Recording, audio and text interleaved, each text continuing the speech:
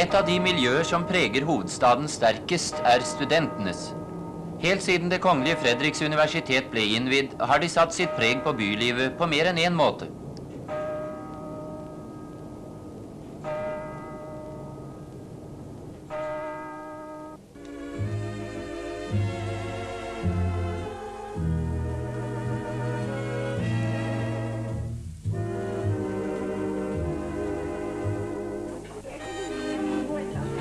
Ikke minst har studentersamfunnet vært i brennpunktet for meget forskjellig debatt, og gjennom sin virksomhet bidratt til å aktivisere Oslos kulturliv.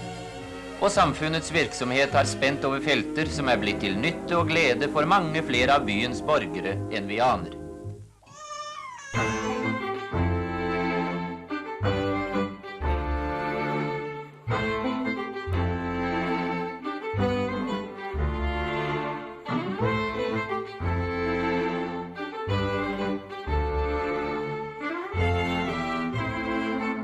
You know, for my parents, I believe the vision of coming to Norway and their son studying something of importance was always the goal.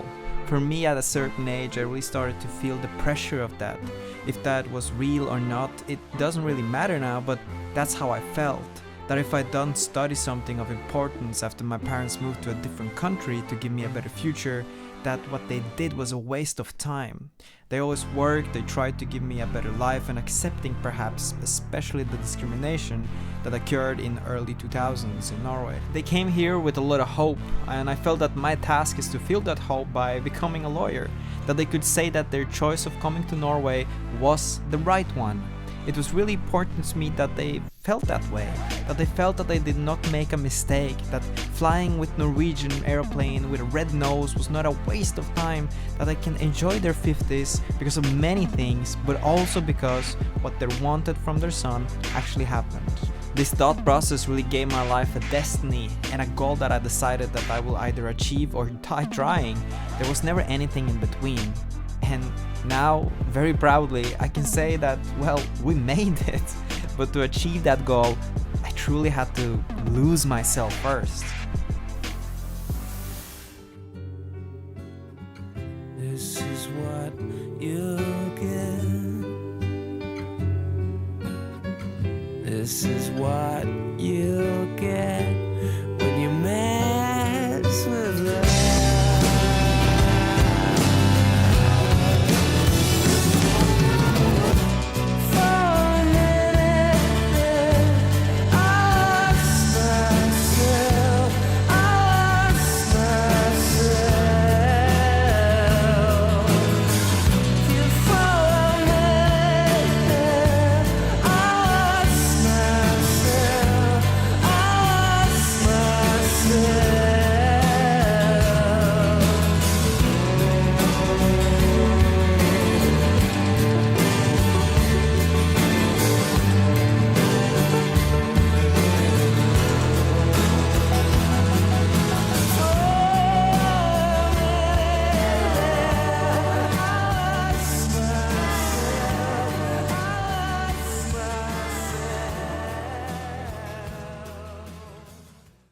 I have to say that I always thought, was I good enough for law school? Will I ever get into a prestigious school as an immigrant? Until middle school, when other kids made sure to remind me that I was at least not Norwegian, and therefore in their eyes at least often not good enough. On Norwegian television, comedians laughed at the way my parents, immigrants that is, spoke. They exaggerated their accents, turned them into punchlines, but the parents they portrayed felt no shame, and somehow that stayed with me. I found inspiration in that this quiet confidence of people who refused to apologize for who they were. And I brought that attitude to high school, to political activism, and to my studies. The way our parents, the way my parents acted, always gave me a lot of confidence. That's where I take it from. 3 degrees, 2 masters, so many books, and I was running between faculties while studying political science, law, and criminology at the same time. I hope that in a few years, I look back and truly understand what this meant, especially because I did it while working close to a full-time job, often in some of the most competitive and influential spaces. And at the same time, I was leading the Migrant Student Association. We built things that didn't exist before, student programs with Norwegian courts, mentoring schemes, and real dialogue with universities and some of the largest law firms in the country. We pushed one message again and again, and it's that all people should matter as long as they are good people. And the last few years were also about truly understanding who I am.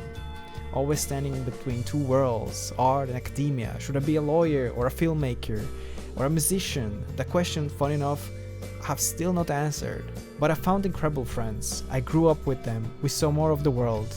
Together, we made bands, we made music and played festivals, we made art, and again, we saw the world.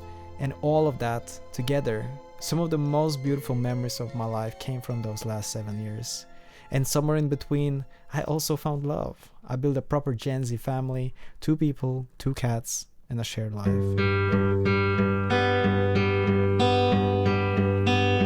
Fall is here, hear the yell, back to school, ring the bell, brand new shoes, walking blues, climb the fence, books and pens. I can tell that we are gonna be friends. I can tell that we are gonna be friends.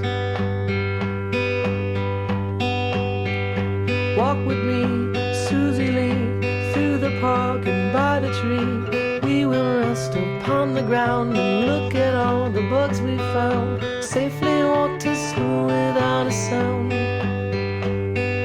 Safely walk to school without a sound. Here we are, no one else. We walk to school all by ourselves. There's dirt on our uniforms from chasing all the ants and worms. We clean up and now it's time to learn. We clean up and now it's time to learn. Numbers, letters, learn to spell, nouns and books and show and tell. Playtime we will throw the ball, back to class, through the hall. Teacher marks our hide against the wall. Teacher marks our hide against the wall.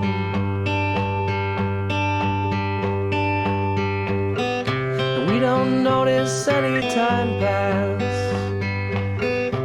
We don't notice anything. We sit side by side in every class.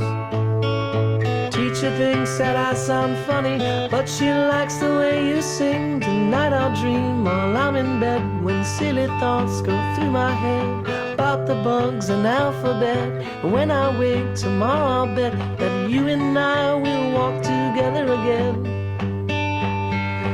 I can tell that we are gonna be friends. Yes, I can tell that we are gonna be friends.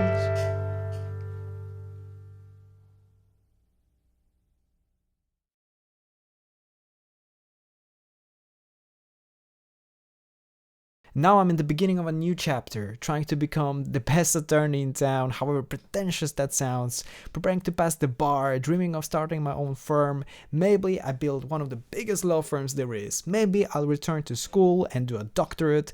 Maybe the band will make it after all. Well, the future is unknown, but it's certainly exciting. And as this chapter closes, like a Marvel hero laying down his cape, the academic in me puts away the books and the pen, for now. And now it's, I guess, time to put on the suits, the tie, and go to the courtroom. And perhaps in between the sessions, I will go to a music studio, pick up a camera and make a movie, and find a canvas to draw on. And all of that, I hope, will lead to a beautiful future. And may I say, not in a shy way, oh no, not me. I did it my way. For what is a man? What has he got, if not himself?